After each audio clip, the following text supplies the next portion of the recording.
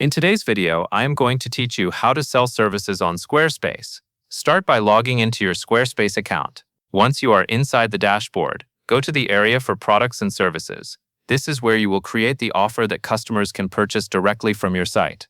If you are setting this up for the first time, take a moment to make sure you are in the correct store section before moving on. Next, click Products and then choose Add Product. You may also see a plus icon for creating a new item. When the product options appear, select Service.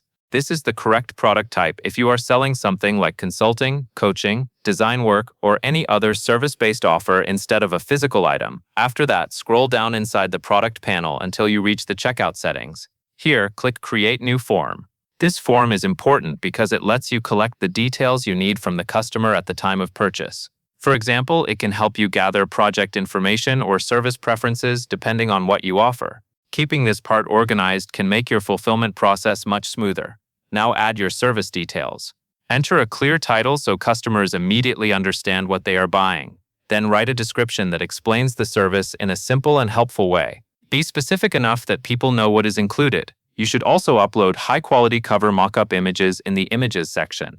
Strong visuals can make your service look more professional and can help build trust with potential buyers.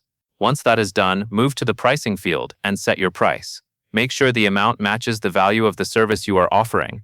It is always a good idea to review the price carefully before publishing so there is no confusion later. Then click Fulfillment.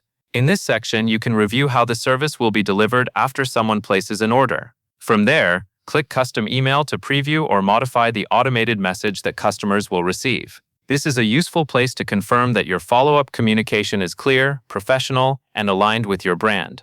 Finally, when everything looks right, click Save or Publish. Saving is helpful if you want to come back and review the setup later, while publishing makes the service live on your site so customers can start buying it. That covers everything you need to know.